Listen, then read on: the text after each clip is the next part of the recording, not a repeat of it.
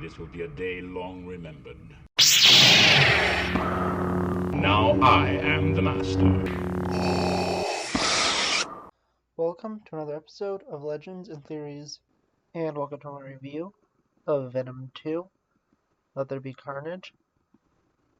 And warning, there will be some major spoilers for the movie in this, so let's go into it. And first off, I just think this was a good movie. I enjoyed it, it was fun, it wasn't, super serious, and it's more enjoyable in a fun way than in a serious way.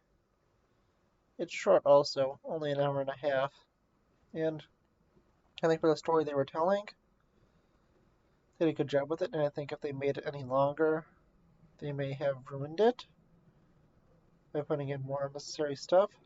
But still, I really enjoyed this movie, and looking at it, I think that the story was pretty solid overall. Carnage was a pretty good villain, and it was interesting how he became Carnage. But I think, the main thing while looking at this is the end credit scene, which I will get to. Don't worry. But looking at it, yeah, I really enjoyed pretty much all the movie. Had a lot of fun, was laughing a lot, and yeah, I saw this in review, but I also noticed it while watching it, that it felt a lot like Spider-Man 2, with, the problems they're having with being a hero and then kind of giving up. And yeah, it's pretty interesting. And of course, I mean the Sam Raimi and Tobey Maguire Spider-Man 2, not Far From Home. Although you could kind of argue that, but it's a lot harder, since he never really gives up being Spider-Man in that. But yeah, I think that this was pretty interesting, and the one thing that would have been really funny is when Venom is hopping bodies, if he went into, I think it's Topher Grace, who played Venom in, what's called Spider-Man 3, and been like, this guy sucks, and then like leaves him or something. I could just really know what character he's playing, but that would have been a really fun reference to how bad that movie was. And I think that's a really missed opportunity. So, yeah, that's kind of just one thing I was thinking with it. And honestly, I'm curious about what you thought. But continuing on with the movie, it was interesting to have both Carnage and Shriek together. They had a good relationship in here. It's, understandable. If it was made longer, they could have developed it maybe a little more, but I don't think it was necessary. It's also interesting that the, final fight is also the first fight between Venom and Carnage, and they didn't try to build it up and force it to be longer than it had to be. And I think the story moves very naturally, and it doesn't have really any wasted time. It's all, kind of necessary. It is enjoyable. Venom, well, when he's, by himself and he's, partying and stuff, that's interesting. And of course, their relationship is very crazy.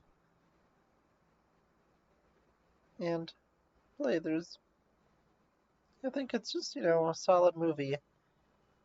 There's not too much to say about it, really, besides for the end card scene, which I think will be what I'm talking about for the rest of the video. So let's see how long that takes. We're about at 5 minutes right now, so we'll see how long that takes to talk about. And with the movie's end, Venom is on the run now that, well, he's been basically exposed and they're wanted. And they're hiding out on a beach where Venom goes to tell that he has, so much knowledge that Eddie doesn't have and tries to share it with them. And then they're teleported in an odd way to another room.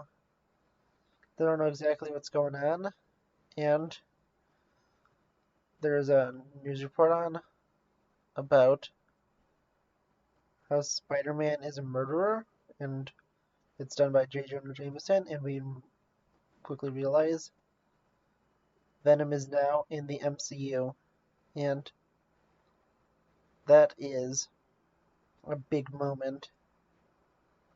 I don't think most people.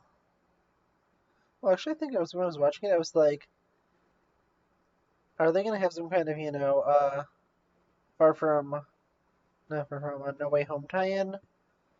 And I was guessing it may be like, a trailer or something, like they did for, my teaser, like they did for, what's it called, Spider-Verse?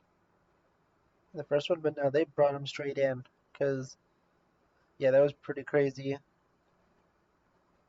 And I was like, I don't think they're gonna bring him in, but I feel like they might. And when I saw it, I was like, ooh, I can't believe they pulled it off. And I'm pretty interested to see this. I really wonder if Venom is going to be a villain in there. They're definitely gonna set up a fight with Venom seeing, well, Peter Parker as a villain and go after him. Unlike some other people have theorized, I don't know if they have a multiversal hive mind. And like they used evidence of him saying like they could travel across universes and their mind is across it. I think it meant universes as in different parts of the galaxy. But who knows? I'm not sure if it is a multiversal hive mind, but I think that Venom sees Spider-Man as, well, a villain here and wants to take him down. But also, I think it's kind of funny how this person comes into their hotel room, sees a guy who appears out of nowhere, and is like, "Are you here?" But he's not really like surprised since they did have, well, the blip and everything, and people were appearing out of nowhere, so they're kind of used to this.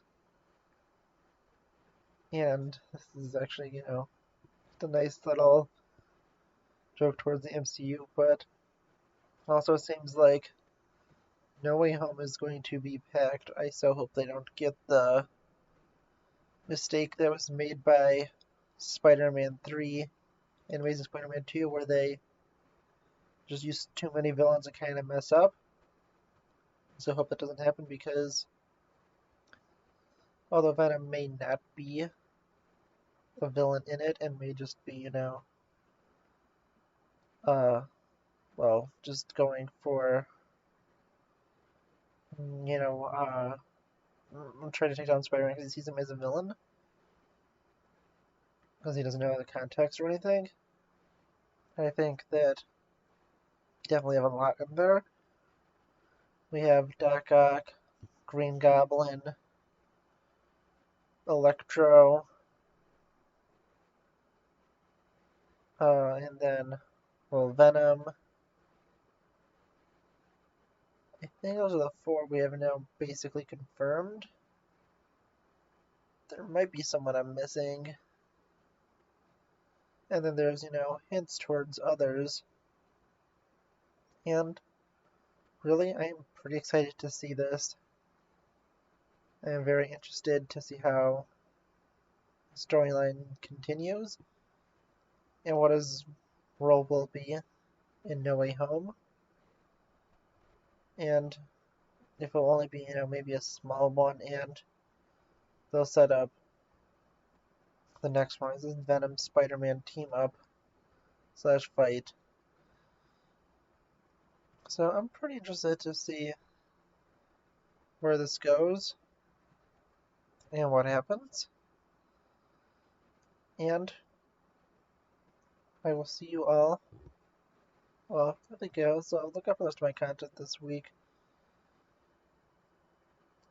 It's, I'll have my Batman one on, except for Thursday, and some of my videos maybe, pushed back a little bit. May not be out perfectly on time. I'm gonna be doing some stuff this week. Like I said, watching Lord of the Rings, so The Hobbit, so I'm gonna see about that. But I will see you all in the next episode of Legends and Theories. Thank you for watching this episode of Legends and Theories. Please subscribe, like the video, share the video, leave a comment, check out the video on screen, and may the Force be with you.